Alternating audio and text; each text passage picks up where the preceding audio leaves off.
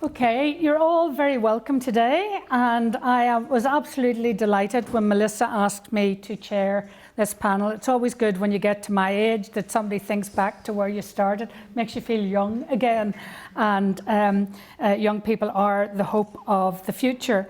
Just a little introduction about what we're going to do. I'm going to say a few words to begin with, and then we'll introduce each of our panel in turn, and they will take a few minutes to talk about their passions. And then we will have a conversation together about the big challenges today for young people. And then before the end, we'll open it up to the audience, to you, to ask questions. And then they'll get a chance to make a closing remark, just in case there's something important that they want to say to finish with that they may have forgotten. So my name is Bronagh Hinds, and I suppose I would describe myself as a long-time activist. I first got interested when I was at school. Actually, I was in boarding school in Kilkeel in County Down, and I didn't get a chance to get involved because I was at school. But what caught my fire and my passion was civil rights. And in those days, many things were going on. It wasn't just civil rights in Northern Ireland. There was the black activist movement in the States. There was the anti-Vietnam War protests. There were things happening in Paris and in Europe. And indeed, I was outraged later when, for example, the Allende government in Chile, democratically elected, was overthrown with assistance from the United States, for example. So all of those things caught my interest. How, I don't know. I don't know how I started, but once I got involved, when I went to Queen's Students' Union, I was already friendly with people who happened to be involved in student politics. So from my first time in the Students' Union, I got elected onto the Students' Representative Council, became the welfare officer, and ended up being the first woman president of Queen's Students' Union, and actually of a university union, any union, students' union in Ireland at the time.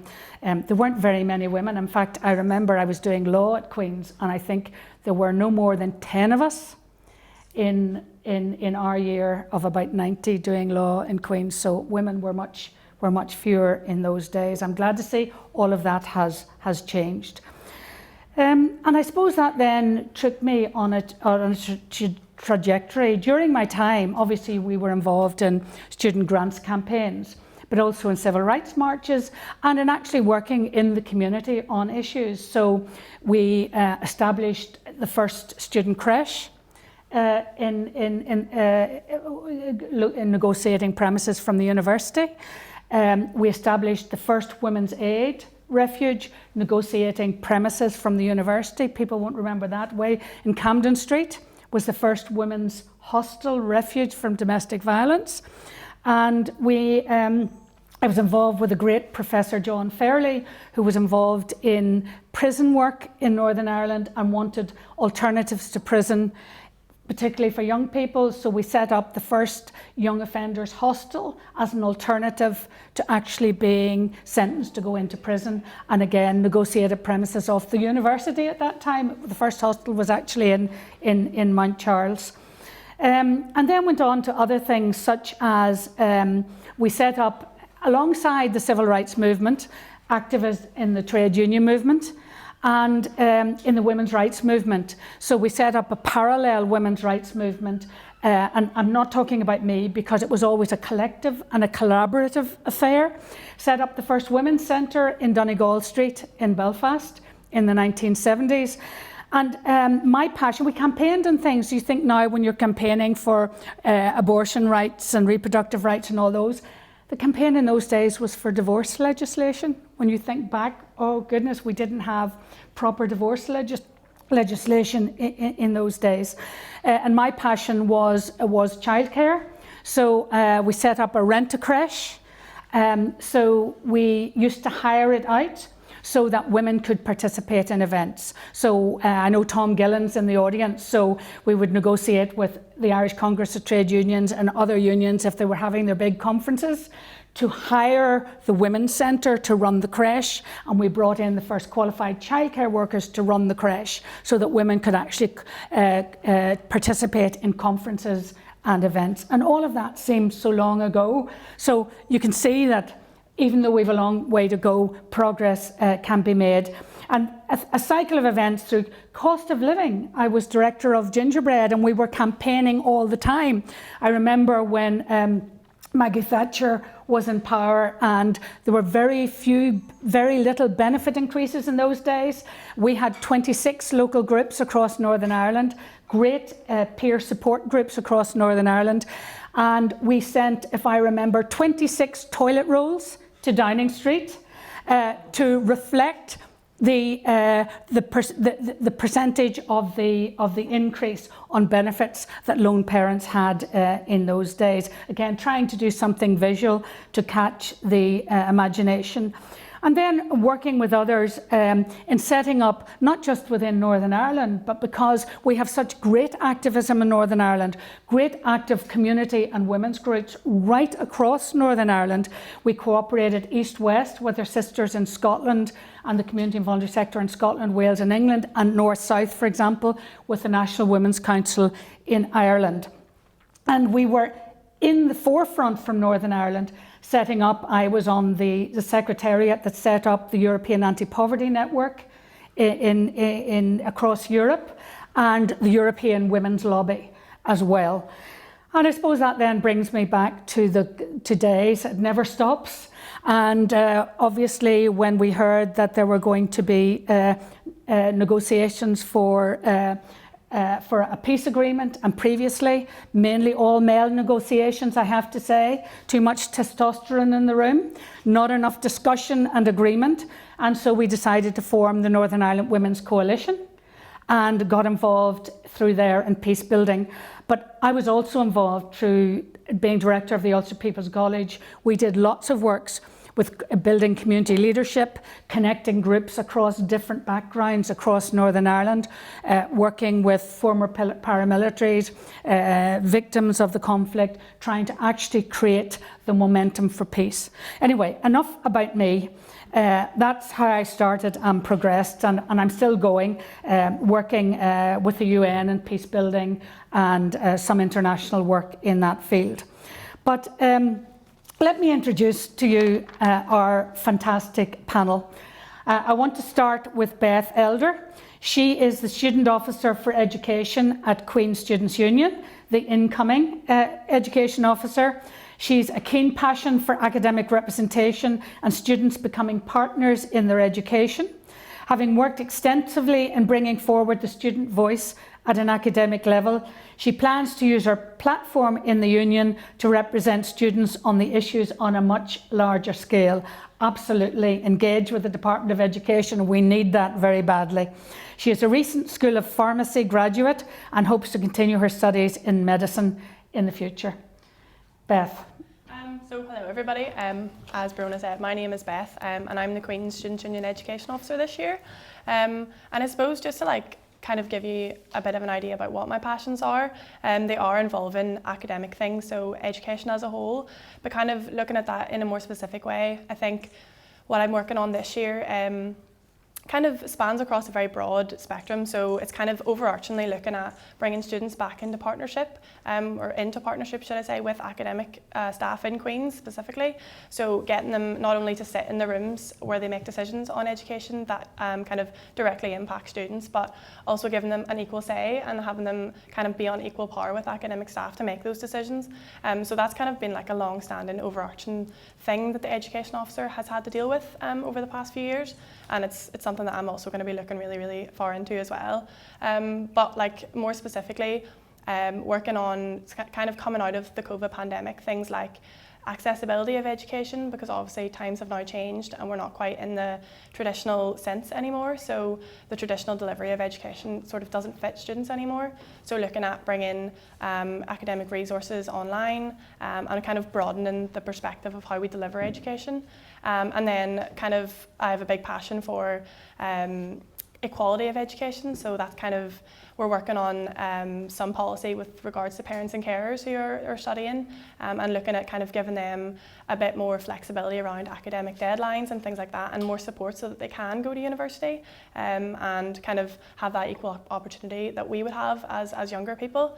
And then as well, kind of looking at international students, their community here at Queen's, because they make up a big part of our student body, and things like that as well. So that's kind of where my passions lie in education. So, yeah. Okay, thank you very much, Beth. If you'd like to hand it over to Joel. Joel is a young loyalist and an advocate for peace, understanding and compassion among all communities in Northern Ireland. And as he hides his light under a bushel, had the smallest bio here. I prompt him a little bit. He actually does a lot of media work, speaks to a lot of universities internationally about a case study for peace in Northern Ireland, and he makes connections between people and between areas in terms of his peace building. Joel, so you're going to tell us about why you're here, what you're passionate about, what drives you, and how you see it contributing to the greater good. Yeah, so I'm kind of I like to say I'm a nobody that some people like to listen to sometimes. I don't have an official position anywhere, I'm not with really any groups. But I gave up on Northern Irish politics a long time ago, and my goal was just to move to Italy and forget it all, leave it all behind.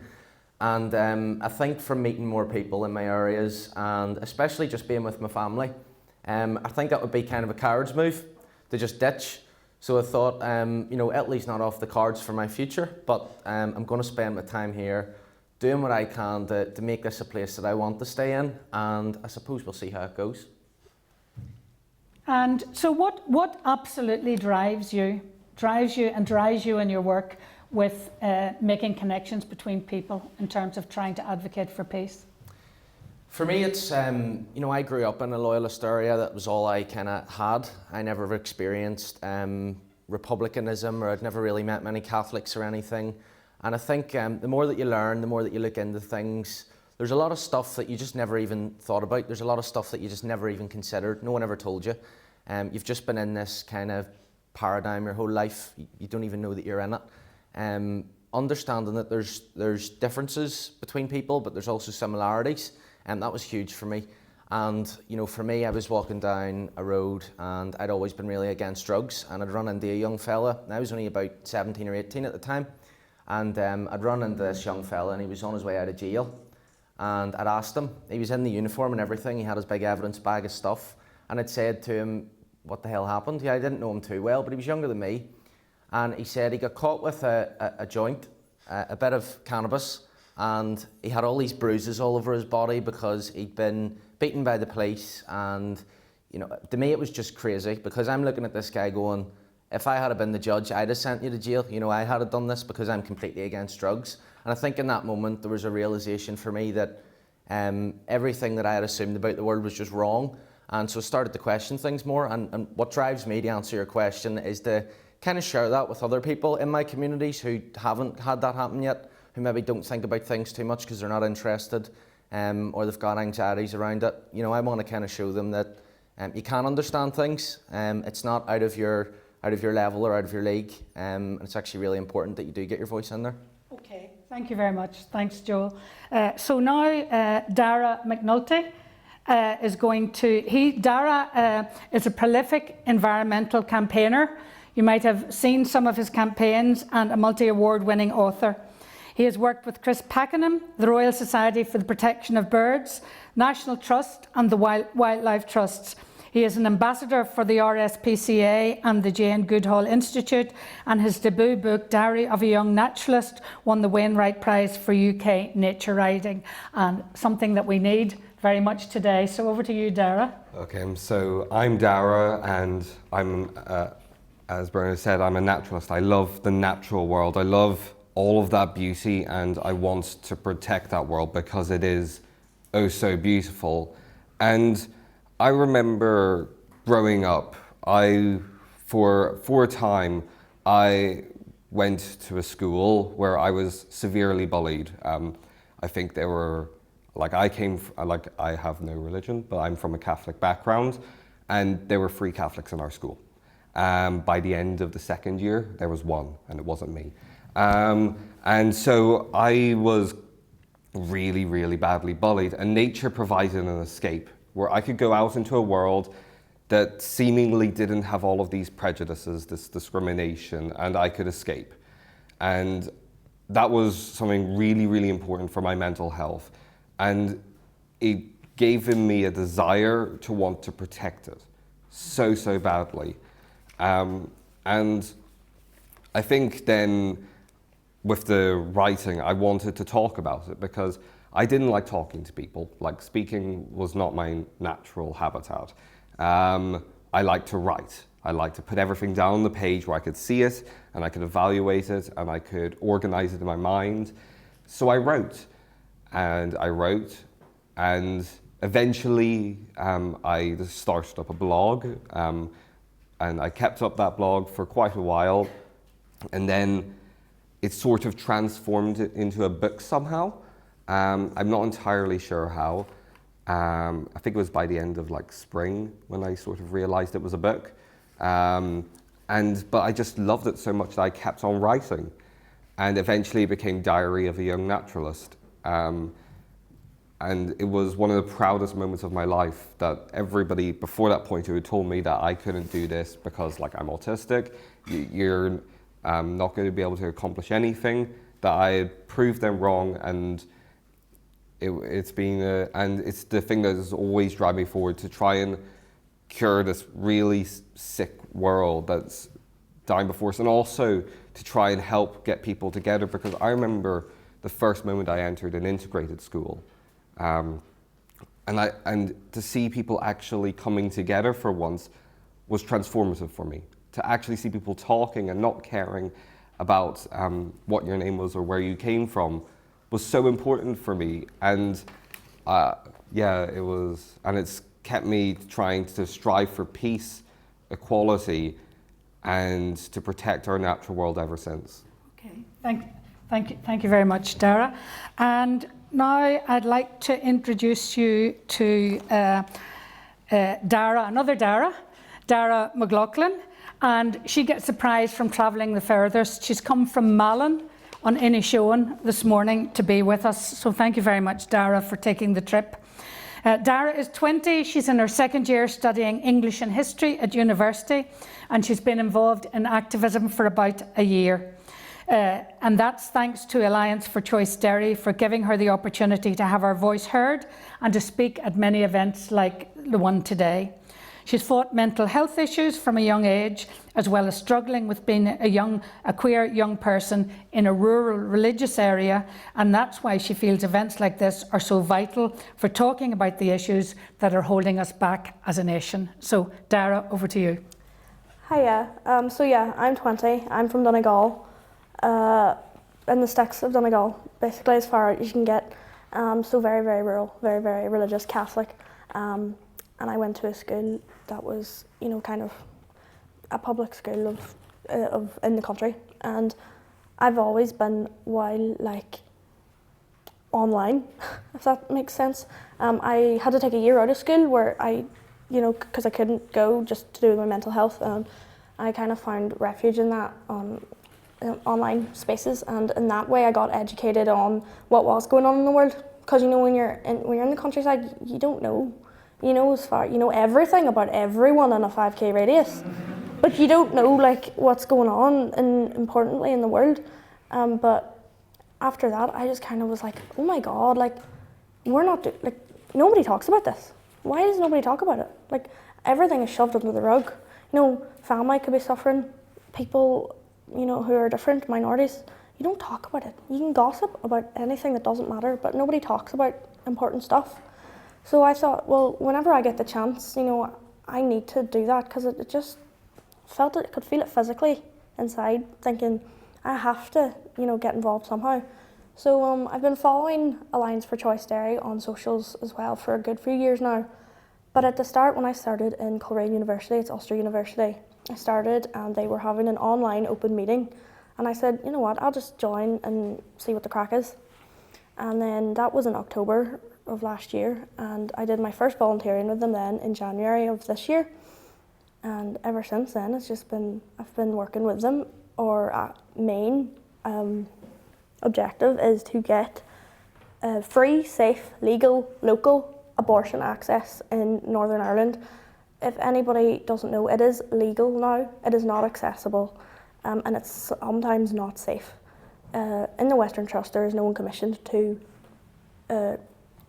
carry out these abortion services, and there hasn't been anyone since. We're nearly coming up on a year now that it's been decriminalised, and there's no services. People are still travelling to England, people are going through dangerous methods, and it's just not okay, because, you know, reproductive health care as well is just not always about abortion, and it's not always about contraceptive. It is about making sure that parents, people who have given birth, have the funds, have the supplies, and have the mental and physical support that they need to raise a child. And in the north, and especially Derry, the poverty rates are astonishing. Out of everywhere in the north, out of everywhere in the UK, Northern Ireland is bad. Out of Northern Ireland, Derry is really bad. And what we're doing is we're raising money and we're helping get people the support and the funds that they need, and continuing that. But yeah, that's what we're doing, and that's what's driving me. Thank you. Okay, thank you very much, Dara.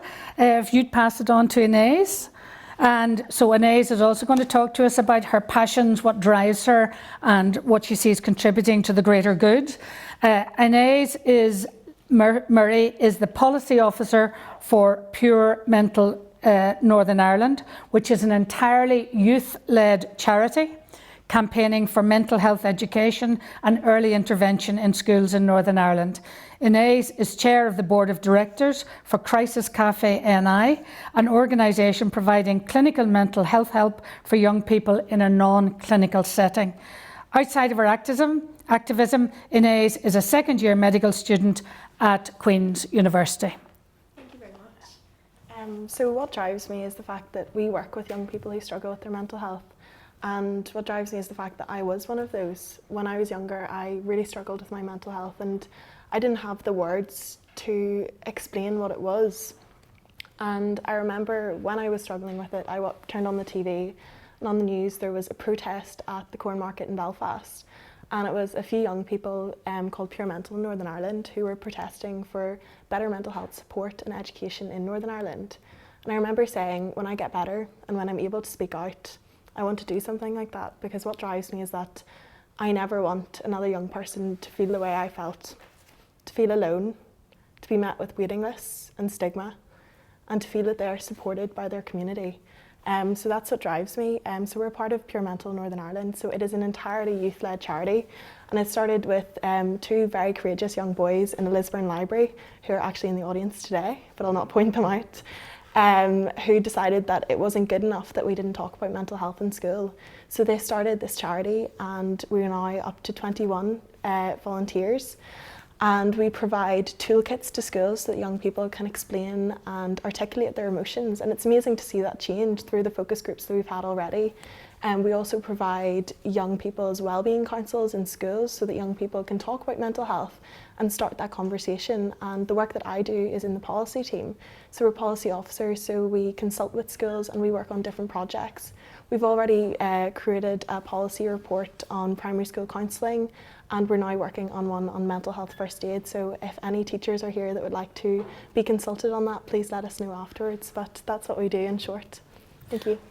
Okay, thank you very, very much, Inez. And last but not least is Cohen Taylor. Cohen has been involved in LGBTQ plus activism through his role as chair of Lagan College's Queer Straight Alliance. The Alliance works with a range of schools and charities like Cara Friend to promote LGBTQ plus inclusion in schools across Northern Ireland. Cohen. So thank you. So what drives my activism? I suppose my activism was really unlocked by integrated education. And for me, I do not feel I would have had the opportunities to form the opinions and speak at events like this had it not been for integrated education. I started off my journey as such in a controlled primary school, and it just didn't feel like a very good fit for me. So whenever I got the opportunity, I did move to an integrated secondary school, and I had a wonderful teacher who worked with me to create what we then called a GSA at our school. And the young people, we were worried the first day that young people wouldn't show up. Our school had 500 pupils. We had 50 people in our first meeting, and that was both people who were LGBTQ plus themselves and also allies. And it was both teachers and students. And we found that young people really needed a space to learn and grow and develop together.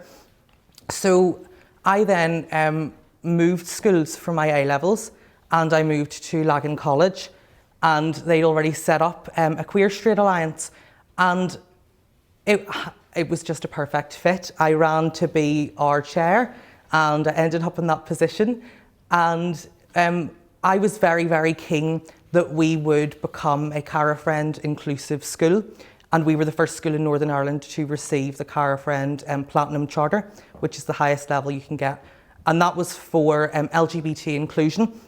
So things like obviously setting up the QSA, but also developing school policies around inclusion and diversity that were youth-led and really reflected the views and needs of students in the school.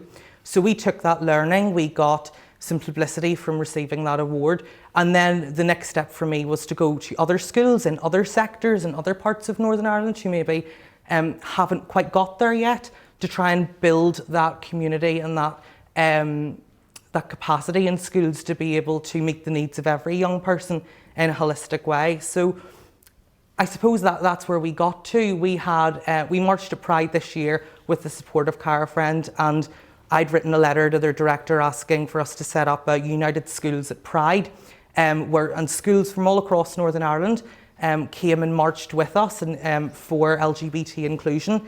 And so that's what drives me forward, that no young person in any school in Northern Ireland should be left behind, should be made to feel that they are forgotten or that they are excluded, because your postcode or your school type should not define the type of education you receive.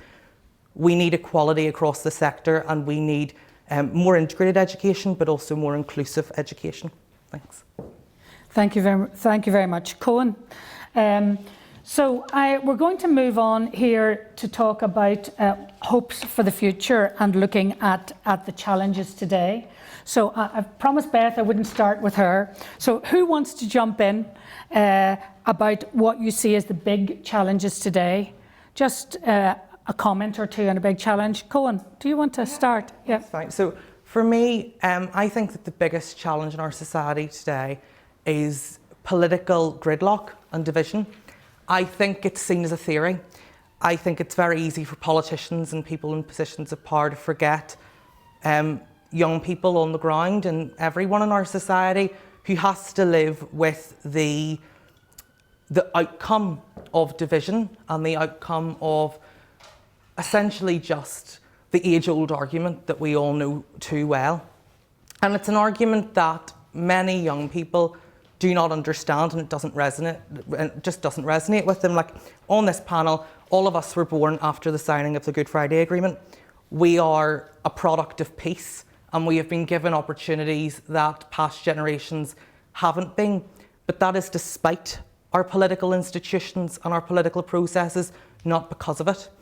And so for me, the biggest challenge is getting people who haven't had our experience to wake up and move the country forward, so the next generation can work with politics and with government rather than trying to fill the gap. Okay, does somebody want to add to that or say something different, Beth? Yeah. I think, like, for me, it's really interesting to hear everybody talking about education when it comes to this sort of thing, and it's really nice to hear that conversation happening. Kind of to add to what you were saying as well, I think, like, we're kind of in a state where what happened in the past is still polarising young people today, even if they don't realise it.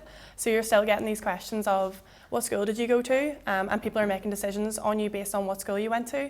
And we're still in this kind of era of green and orange politics, but I feel like young people have the capacity to move forward and change that and to move away from that sort of area of politics.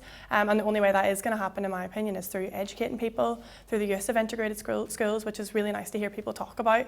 And like looking even at the student body at Queen's, we have this polarisation. There's things like opposition to dual signage on campus and outrage at this notion of an Irish housing scheme where people who speak Irish can choose to be housed together and things like that. So there's still this polarisation happening even in young people, even if they don't realise it. So I think that like breeding young people through who aren't being affected by this and who are kind of making decisions based off of a new notion for the future is really important. And I think it's really nice to hear you guys talking about integrated education that way as well.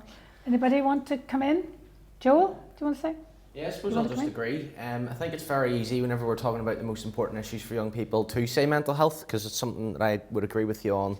It is a very important issue. The way I kind of look at it is what contributes to the bad mental health crisis that we've got, and what could we do that might affect the situation. And for me, I think about it a lot, and I think, you know, a lot of the people that I know that have problems, I asked them, did you like school? And a lot of them really didn't like school. It really didn't suit them at all. They might have got through. Some of them didn't do so well, some of them did, but very few of them liked it.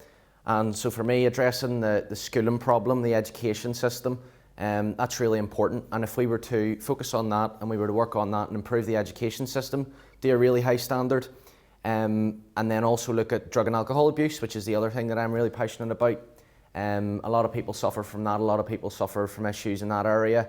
And I feel like if we were to address those and deal with the education system, deal with the drug and alcohol abuse problem, then we would see the mental health of people go up massively. So those are the things that I would say would be the most important: education system and drug and alcohol abuse, kind of focusing on it. Thanks, Joel. Dara, no wants to say? Do you want to say? Yeah. Go ahead. No, so I think for young people, so first of all, education. After my slight disaster in my early school years, where I really didn't like school, I moved into Shimna Integrated College, which was the best thing that ever happened to me in my life. I've never encountered such an incredible school. And like, I'm leaving there this year and going off to uni now, and I, honest to goodness, cried when I left that school because of a few teachers who really helped me with my mental health. And it shows how education means a lot to people. And like, I struggled with mental health issues all through that time. And I think it was because of a range of issues. First of all, eco-anxiety. It's an existential dread that you might not have entirely a proper future to grow up into. Like, that is a terrifying thought for a young person. That all of this work you're putting into now may be entirely useless. And that is petrifying. So, and I think when I see people coming together, it gives me a lot of hope that we can make a difference. And also, I think, so obviously drug and alcohol abuse is quite a big problem, especially with people around my age. It's become a massive issue. I don't know what happened. Maybe it was the lockdowns, but it spiked quite out of control. And so it's become something really, really important to me. And I think especially, we need more integrated schools because it gets people talking together. It's very easy when we separate out our schools that people just don't talk. And it's only by actually speaking with other people that we can make a change in the future, because you cannot really understand anything if we don't talk. And so I more integrated education, and then also trying to teach people about what they can do to help protect the planet as well, and also teaching them that it's like, I'm trying to explain this because it's a really complicated issue, because especially when it comes to I know a lot of people struggle with eco-anxiety, and for those people, we need to realize that we cannot do everything. Not one of us can do everything. We can do enough. And that is enough for us to do our bit. And I just wanted to say that because I know a lot of people struggle with that problem. And just putting one step forward every single day is the most important thing. And together we can hopefully come through. I just wanted to say that. Okay, thank you. Very, very wise, very, very wise. Because sometimes we can be kind of overcome by so much that has to be done that we actually don't do anything because we say it's all impossible. Inez. I think just off the back of what Joel said, I mean, it might be obvious, but I clearly think that mental health is one of the biggest problems that young people face in this society. But I think it's important that we look at why mental health is so bad in Northern Ireland. Is it post-generational trauma? Is it eco-anxiety? Is it bullying? Is it LGBT exclusion in schools? We need to really get to the bottom of why these issues are happening. And I think as a society, we need to provide more support for people with their mental health. We need to create Northern Ireland that prioritises mental health. We need to have those spaces in school. We need to have counselling. People can't just be met with waiting lists and stigma. There needs to be support there, and we need to have those conversations as we move forward. Okay, Dara, do you want to add anything? Yeah, I mean, most important issues, they're all like every single thing everyone said is spot on. Like, you know, it's hard to be the last to speak on that, but I think that, you know, you talking about drug and alcohol abuse, you're talking about education integration, you're talking about eco-anxiety. What I look at, what I can trace a lot of our social issues back to is class, which I would really, really deem the root of a lot, if not all, of our issues. If you're looking, it doesn't matter if you're looking at mental health or substance abuse, and education, inequality of education, you know, no matter what side you're on, again, the lower classes are the people that are struggling the most with this. You know, substance abuse especially too, like it gets funneled down into these lower classes, and it's keeping, they're, you know, losing jobs out of it. It keeps coming back. There's no way they can climb back up because, you know, the punishment system is so rigorous. And again, I'm talking about decriminalising abortion. Again, the way to combat drugs, in my opinion too, would be decriminalisation. Getting something in there too that will help that. But yeah, you can trace a lot of it back to class. And I think what's important too in schools as well is that we shouldn't really, I think there should be teachings of how the government kind of is not blatantly encouraging this, but focusing on the issues that separate us, especially who mentioned green and orange politics. You know, there's blame tactics used for votes. There is slander of other parties because of whatever. You know, it's difficult then when you see that. You think, yes, we're against each other. These are two parts where we can't get along and it's impossible to get along. That's not true. What we need to do really and teach young people to do is look at each other and say, look, we're really, really similar. And we're letting the upper classes and these people who are in politics tell us it's each other to blame. When we're fighting amongst ourselves, we don't have time to fight the real problem, which is the class separation, which is immense between the upper class and the working and the lower class. You know, the working and the lower class are here and here, and the upper class is all the way up here. You know, it's not right, and instead of fighting them, we're being pit against each other, and there is some purpose to that. You know, it's not a coincidence. Yeah, I just think that's definitely something that you would need to consider when you're talking about every single one of those issues. Okay, thank you. Can I open it up to the audience to see if there's anyone among you who would like to ask a question of all of the panel or any of the panel? Yes, see two hands. Sorry, I just need to get the mic to the lab. Yeah. And then we'll come back to the panel later.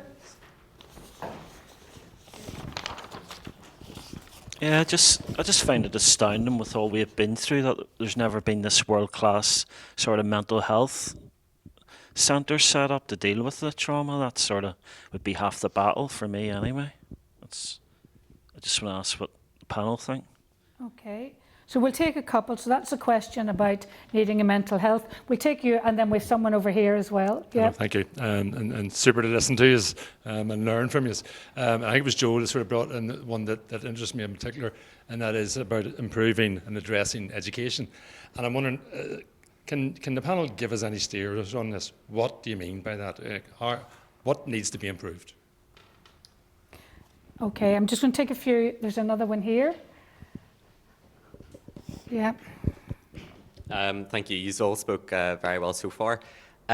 Research that the Northern Ireland Youth Forum has done within the Young Peoples of the Peace process has found that 42% of young people, if given the chance, would leave Northern Ireland. Now, considering that we make up a third of society, that would leave quite a bleak future, in my opinion. And I'm just wanting to see what the panel and yourselves up there would see would be the main cause of that. But not only just pointing out the issue, but how you would feel that it needs to be rectified. Thank you. Okay. Now, can I ask, is there any woman in the audience would like to ask a question? I'm not going to pounce on anybody. Okay, think about it in case we have time to come back. So there's a question on what do you think about and what needs to happen to set up a mental health centre. And I was really interested about this crisis cafe, so you might have some words on that. Improving education, what needs to be improved. We'll start with Joel on that one. We'll start with the mental health and we'll go to the, and you can start on that, but I'm sure all of you have got one thing you'd like to add on improving education. And then on the last, let's do those two and then we'll come to the last question. So shall we start with the mental health? Inez. Thank you so much for that question. I think you're right. After all we've gone through, the fact that there isn't something so dedicated to mental health in Northern Ireland, it is shocking. But the thing is, it's not just one centre and it's not just specialised treatment, because we're not even at that point. It's the waiting lists. People can't even get the bare minimum help they need. If you phone up today and you ring for an appointment, you'll be waiting for 3 or 4 months. And for young people to get to that point where they need help and where they're able to ask their doctor for help, to be met with that brick wall, it's no surprise that half of young people in Northern Ireland want to leave. It is truly astonishing. And like you said, on Crisis Cafe as well, that's something as well that I'm involved in. But I think it's providing local services. It's providing counselling in schools, for example, which Pure Mental is working on. But it's also providing local services. A lot of young people like me might be nervous to go into a doctor's office because realistically, we probably get our mums to phone them up if we need an appointment.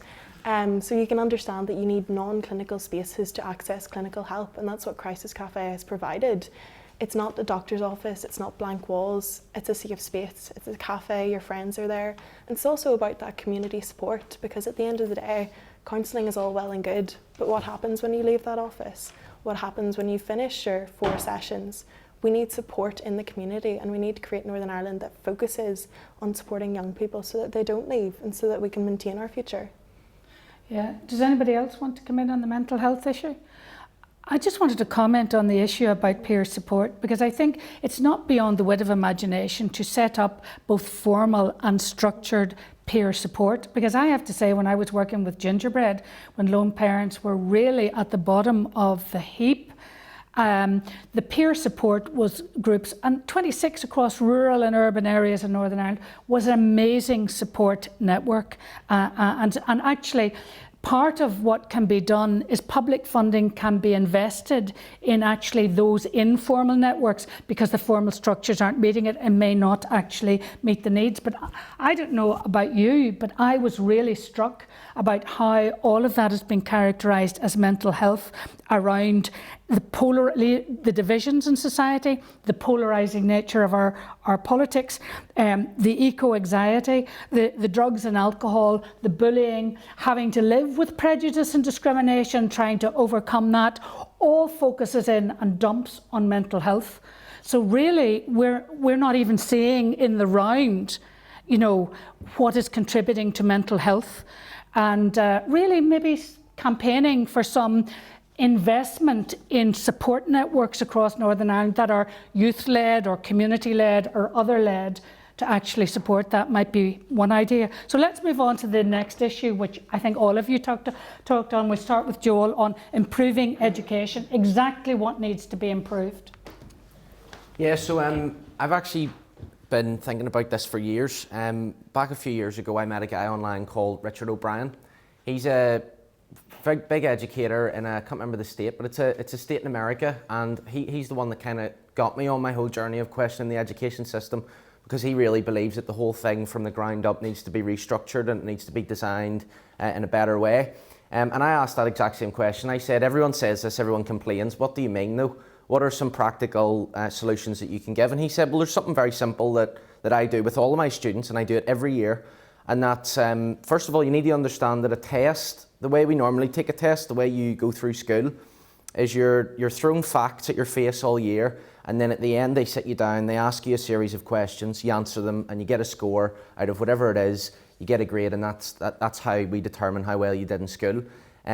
He says that there's a massive flaw with that, in that what you're testing there is you're actually testing the examiner's ability to test a good test, or write a good test. Because suppose you're a god, this is what he said to me, suppose you're a god and you know everything in the world, but there's 10 things you don't know the answer to. If I ask you those 10 questions, you're going to look like a fool, even though you know everything else. Because the questions have been specific, they're the 10 things you don't know, you look stupid. So he puts, what he does is he gives a test as normal at the end of the year, and right at the end he gives the students a blank piece of paper, and they get to write down anything that they've learned that wasn't asked in the test, so that rather than getting credit for how good their memory is, they're getting credit for what they've learned. It also means that if you're in science class and you're really into spaceships, but you're not that into the anatomy of a cow, you can get a load of extra credit, because at the end of your science paper you can talk about all this stuff that you've learned about spaceships, and they can look at that and kind of really holistically look at it and say, well, the quality of this work is great, even though you might not have got a lot of the questions right, you're going to get the extra credit for the stuff that you did learn. That's just one of many ways that I think that the education system across the world, not just here in Northern Ireland, I know compared to the rest of the UK we're quite good, but the way I would put it is we're a grade, we might be a high grade, but we're a low tier. So we're not a good tier education system. Just because we're better at England, it doesn't mean we're good. Yeah, absolutely. Beth, maybe on education. I kind of really want to touch on the last question, and it kind of links in with the first one as all right, well. okay. Or the second one, sorry, if Yeah. that's all right. No, that's okay. I was going to save that to the end, but go ahead, do that if you like. So everything you said is like so true, and I couldn't agree with you more. I think looking at like why people are leaving Northern Ireland, as someone who probably would want to leave Northern Ireland myself, I'm like really interested in that. And I think I was actually reading the same stats that you were quoting there the other day, so it's quite interesting. I think like for me, my perspective of Northern Ireland is that, you know, I grew up, my mum was in the police force, she worked for the police force, so I grew up in this culture where every time I left the house and went to go down to the shop or something that's 5 minutes down the road in the car, my mum had to check underneath her car for bombs and for anything under there, and sort of when something came through in the post that wasn't expected, it was kind of alarming for us. So that's the kind of culture of Northern Ireland that I had growing up, and if I hadn't grown up in that, I wouldn't be interested in Northern Irish politics and the polarisation between the green and the orange and stuff like that, and I wouldn't have educated myself and I wouldn't be in this position now. So I think like that's one of the massive reasons why people are leaving, is because of this political, like you said, stalemate that we have going on, where people who are in power at the minute are making decisions based off of green and orange politics rather than making decisions based off of civil rights, based off of things that matter to our generation. And I think that's a really tough pill to swallow, and it's kind of the sort of thing that you can only change if you either go into civil service or if you go into Stormont, and that's not where I see my life going, and I think that's one of the really big reasons why as well, to be honest. Well, let me ask you this then, related to that, because I know, because my partner was involved in doing a lot of this around education programmes through the BBC and into schools. A good discussion on history, and possibly better in a mixed environment, and I know through our work in the Ulster People's College the same, one of those discussions about looking about similarities and differences and not being afraid to touch that and culture and overcome that, would that be helpful or not?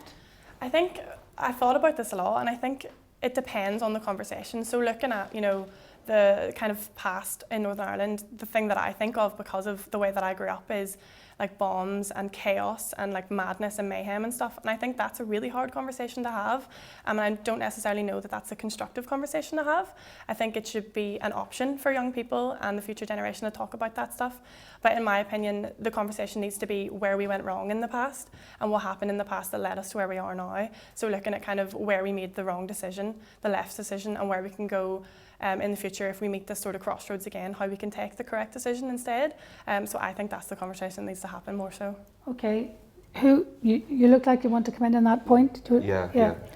So education and why you're... Okay, and so first of all on the education issue. So first of all, I'm going to just go for integrated education again. It gets people talking together, but I also think this ties in with the mental health issue as well. One of the things that really helped me with mental health were teachers and teachers talking to students. There was one specific teacher that whenever anybody was feeling down, you could go to him and you could talk about your issues in a really constructive way. I remember during COVID and the lockdowns, a lot of us, there was like a whole group of us and we were all really stressed about not sitting our exams, what's going to happen to our grades, all of that. But we could go to him and we could talk about these things together. And I think for teachers, perhaps having a little bit of training and talking to students in a constructive way about the issues that are facing them. Because if you think about it, in secondary school, you're going to know these teachers for 7 years of your life. That's a long time. And those people are going to guide you in your formative years before you go out into the world. And having conversations about those tough issues is really, really important. And I also wanted to talk about, again, why people might be leaving Northern Ireland. And one of the ways that we can probably help with that is my politics teacher, an amazing man, once told us that he advised everybody to leave Northern Ireland for 1 year only. Go live somewhere else. Because I think there's a lot of a craving of young people to find out what else is there outside of the system that we were born in. What is there like outside, because we're sort of trapped in the circle of prejudice, discrimination. We don't really know, a lot of us don't really know anything else. So he was like, go live 1 year away and then come back, please. Because then you can actually make a difference. You've learnt about how the world works in reality, and you can now come back and you've got a whole new world view. And so that's what I would advise young people do, is go away for a little while, maybe go to uni in in a different place, but then come back, because you are the people who can actually make a difference then. Okay, thank you, Dara. Cohen. Well, I think all of these questions are very much interlocking, because for me, we inherited a country as a generation. We inherited a country that we don't understand, and that nobody has ever tried to help us understand. Because what seems to have happened is that the day the Good Friday Agreement was signed, everyone was just told to sit down and shut up and never discuss it again, because that's just a wee bit too difficult. And that goes for young people, that goes for adults, and really, in my view, everyone across our society. I think it just became the elephant in the room. Our education system is still divided. I think that there was a question earlier about mental health provision and infrastructure. I think the reason that centre was never built is probably because our politicians would ask for two, a Protestant one and a Catholic one.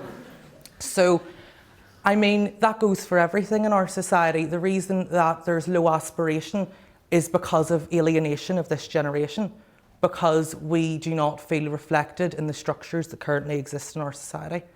And I think the way that we unlock potential and solve all of those issues is through bringing young people together in integrated settings, but also bringing society back together. because we spend roughly £1 billion on division every year.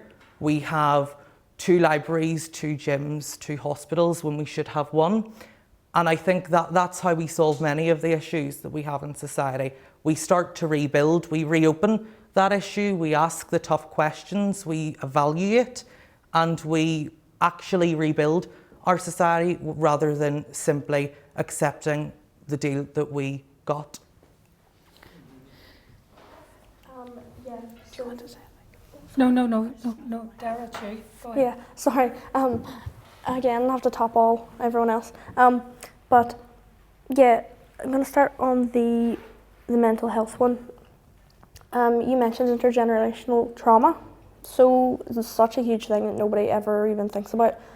I am a history student in Ulster University in Chlorine, and I was reading something that sort of kind of sat with me for a long time, is that ties into substance abuse as well. You can tie a lot of substance abuse issues into colonialism. If you look at the societies that are stereotypically, drinkers or whatever, you're looking at South Americans, you're looking at Irish, you're looking at Mexican, people like that, What do they all have in common is that. And that goes back then to, the generational trauma. And you're trying to break free of that circle. And it's difficult when nobody wants to talk about it. And there's a stigma there. And I think you need to start with that too. And also, that ties back into class as well. But it goes for both. Both, again, you're dividing the community. Everybody goes through that, it's in everything. We're living in the place where that is a huge issue. For the education as well, my point of view is probably going to be different. I am from Donegal. I went through a different education system than all you did, so we get 7 subjects and we have to take standardised testing on all 7 within like a week or 2. It's not nice. It's very difficult, and the courses are so expansive, and there's nothing narrowed down. English, you have 10 poems or something, and you have to learn all of them, in-depth knowledge about all of them, and 2 will come up. It is really not fair, and it really needs to be torn down, as you said, Joel, torn down to the studs and built back up again, because the standardised testing and the throwing of facts and stuff like that needs to stop, because it is ruining people's confidence. I struggled with school so much, and then when I went back and I did my leaving cert, and I thought, you know what, I'm so proud of myself. This is amazing that I've been able to do that after being out for a year, barely being able to go to school without, completely breaking down. And I got my leaving cert, and I was like, you know what, that's amazing that I've done that. And then I went on to my next year of school, and I thought, you think you're doing so well, and then you'll get back a result, and there's that self-deprecation that's like, that's terrible. But it's not. You're going into that system, and you're living through every day, and you're learning and taking in so much information, and you have to regurgitate it at the end of 2 years, 3 years. And then you're going to get a number back that tells you where you can go to university and what you can do with your life. It needs to stop. It's keeping so many people back. I'm lucky that I had the supports that I could go through that and get through it. And a lot of people don't have that. They're going to see that number and they're going to think, well, this is my life. I'm not smart and I'm not going to be able to do anything. And that needs to stop. It really, really does. So that's what I have to say on the education part. Especially as I'm here from Alliance for Choice Dairy, I want to talk about sex education and how terrible it is in north of Ireland. When I was having my sex education, I didn't get it until I was 16. That's terrible. People are having sex from younger ages, and whether you want to talk about it or not, it's happening. And again, harm reduction is education. Same with abortion, same with drugs, same with sex, contraceptives. Education is harm reduction. We won't have these unplanned pregnancies if we teach people how to take contraceptive pills, how to use contraceptives, physical ones, and how to be safe, and have talks around consent and have talks around boundaries. And that's completely glazed over in my school anyway. You know, it was like, oh, I also like, you know, what a condom is. Yeah, right, okay, well, there's a video. No, don't talk to me. Like, that's it. And as well, as that's an LGBTQ issue as well. Straight sex, that's it. Condom, yep. The pill, yep. IUD, yep. No talk about HIV, no talk about anything, you know, in that. No talk about PrEP, the way that it's so stigmatized now. It's not a death sentence anymore. People still think it is. It's not. So that needs to be talked about. It needs to be more inclusive. Sex education needs to be more inclusive. Talks about your options need to be more inclusive. Signposts for clinics, signposts for sexual health. Get tested all the time. If you're having sex, you know, people use the argument, well, if they're having sex around there, just like, you know, all the time, like, don't be so promiscuous, that's terrible. Give over. Do you know? Like, consent to sex isn't consent to pregnancy, is what a friend who is also with Alliance for Choice has told me. There needs to be so much more chat about that, because especially, you know, when you're talking about in religious backgrounds too, where I came from rural, don't even, like, it's so embarrassing. It's not. How did we all get here? I know you still want to think about it, but like, it's important, and it's becoming more important as we go on, and I'm talking for too long now, but I think that's really important. You've got a good sense. Inez, you want to say something on the education and what would cause you to leave? I'd say, like, I think that's such an important question as well, because when I was making that decision on, you know, do I stay, do I go for university, I was thinking, should I go? But I think what made me want to stay is if I leave and if everyone else leaves, then nothing changes. And as we can see from today, a lot needs to change if we want to go forward into those years of hope. And I think in terms of education, what we need more in schools is more civic education, more political and social education, because young people are frustrated about these things. But I think there's too much of an attitude that politics and activism, politics isn't just for political people. Politics is for everyone. Like, I have friends who speak to me about issues, mental health, housing, and they don't know what to do about it. They're frustrated, they're annoyed, but they need to know that there is an opportunity for their voice to be heard, and we need to have more education so that young people know that their voices are valued, and they are the future of Northern Ireland, so we need to listen to them. Thank you. Okay, so I'm going to ask, give people a minute to sum up, but also maybe to address anything that you haven't said that you want to say that you're passionate about. And the last half of the question that was asked for our colleague from the Youth Forum, what is your dream that would make you stay? What do you want that would make you stay, as part of your summing up? Thank you. I think for me, like, one of the biggest issues I find with culture, specifically in the UK, I suppose, is this notion of, like, this hustle culture, this kind of toxic productivity that we have. People are kind of seeing people who hustle or who work really, really, really, really long weeks as being successful, as being hardworking, as being the most passionate people about their field. But what they're not seeing is this side that's, you know, riddled with anxiety of this feeling of constantly not being or doing good enough, and kind of this coffee-fueled addiction. And I think that we're pushing people through that are addicted to coffee, guilty myself, and who are sleep-deprived, who just are working these insane weeks, and that's not a sustainable way to have a future, in my opinion.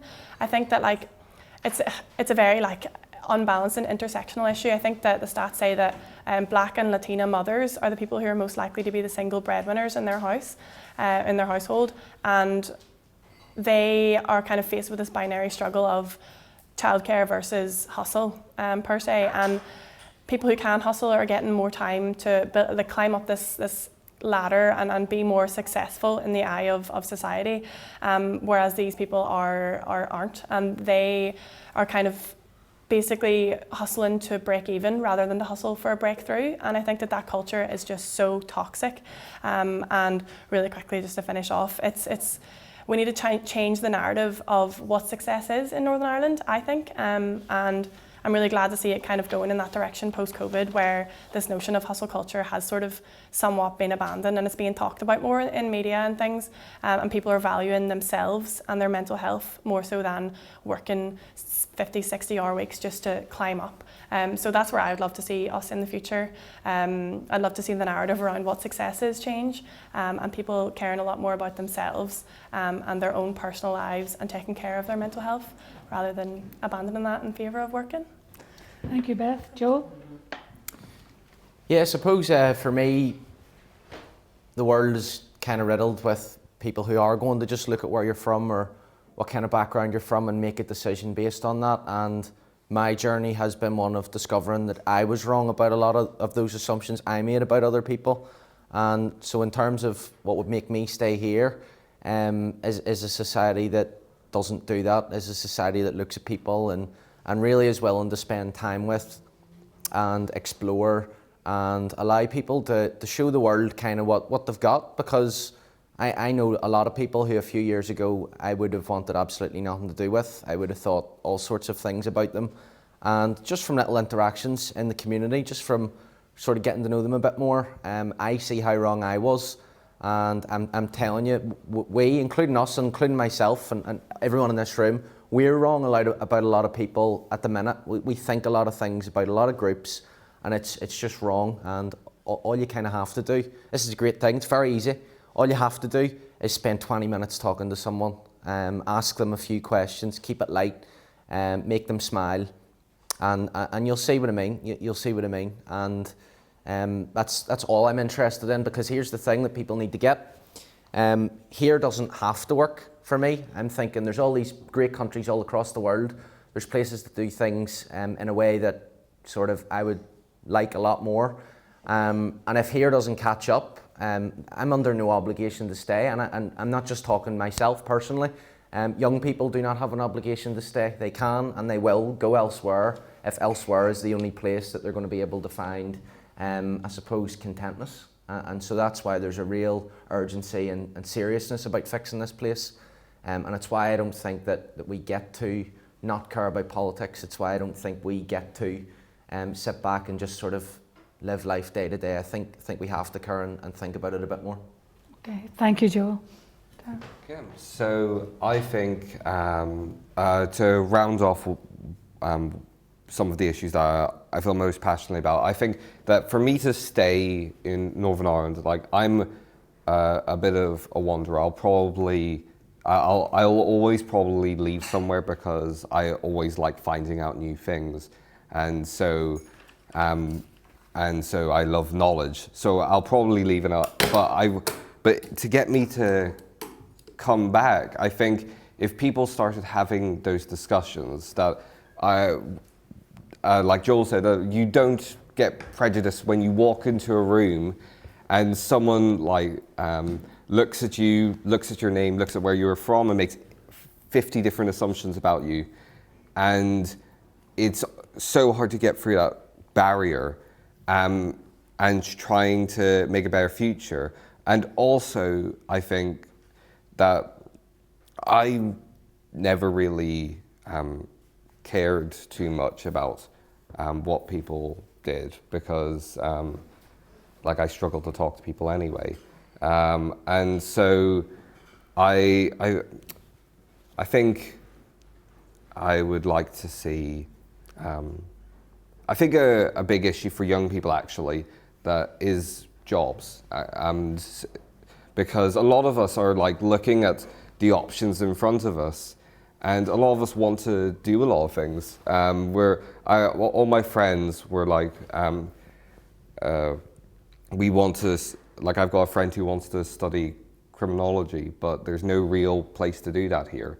And so they're going off to England. And so I think just having more jobs, and that comes from politicians again, that they're focusing on all of these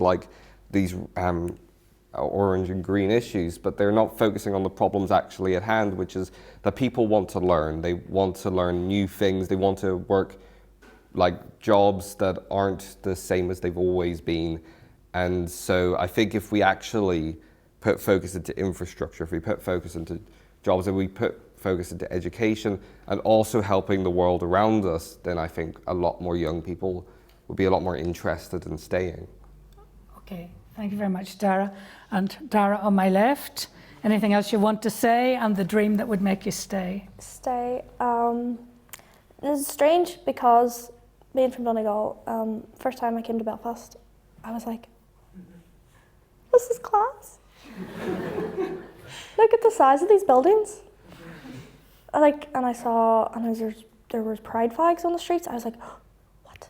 Like, it was class. It was like going to another country, but it wasn't. So really, I love Belfast and I love Derry and I love, well, I'm going to school in Coleraine, I like it. But yeah, I do get it. Like, you do need to leave and see the world and learn cultures. I mean, that's always on my bucket list. I'm going to travel. To stay, I would love to see, yeah, it is all comes down to education really, doesn't it? That's the thing. I'd love to see a separation of education and religion. I'd love to see a more inclusive take on education as well as just society. I would like to see a new era of politicians who will listen to, the youth, the problems that need to be fixed instead of dwelling in the past. And I know the past is really important because, those who do not learn from history are doomed to repeat it and all that. But I think I hope we have, because I can see in everybody here, and everybody I talk to in school, because I go to that university that's so central in Ulster, and I have people coming from all over the place, from Tyrone, from Anna and down and all, like, nobody cares. We all get on great, there's no, there's always going to be people, but the great majority don't, we all want the same things. We all want to see our homes become a nicer place to live.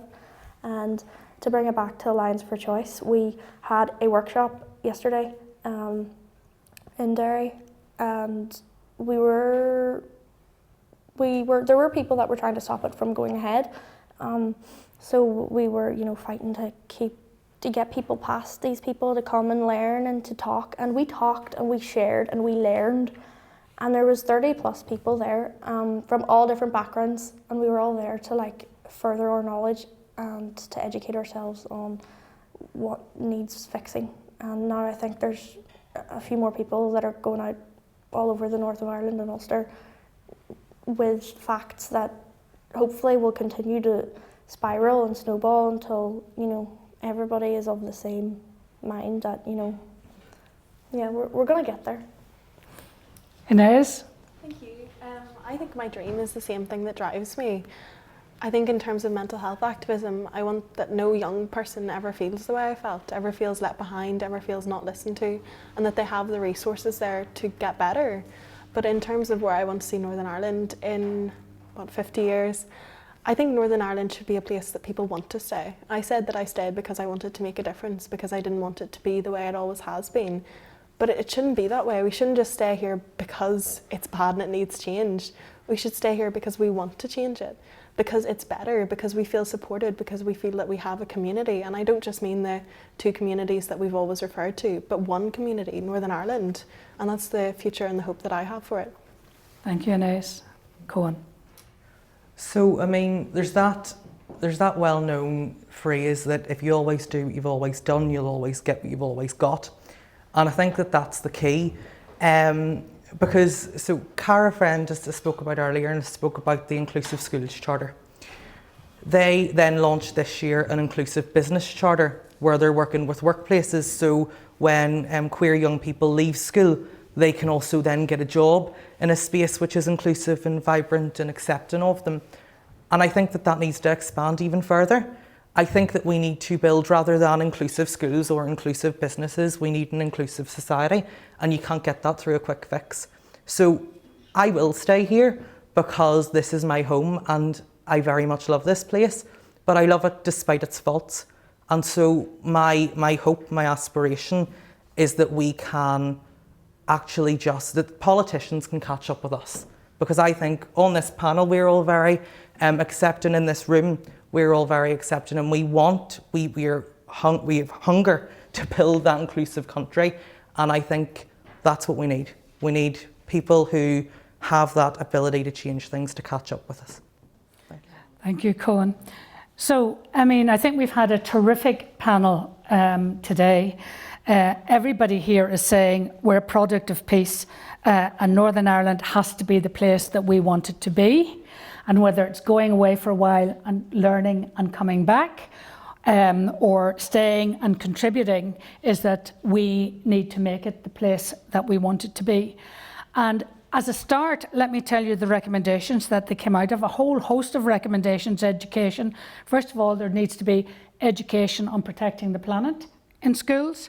There needs to be getting credit for what you learned, and education needs to be confidence building and inclusive.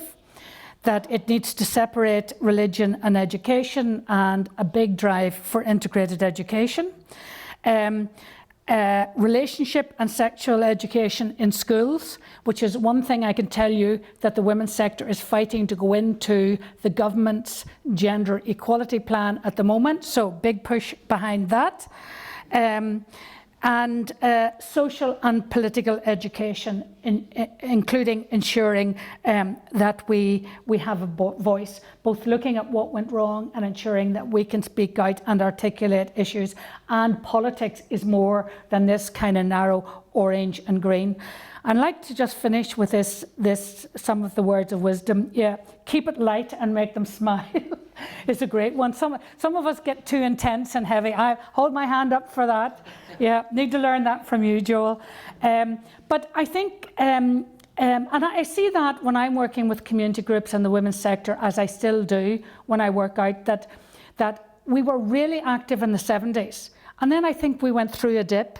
And what I see is young people being very active now, very active, very passionate, support groups, campaigning on the streets, organising lobby groups, talking to government, and that is exactly what we need.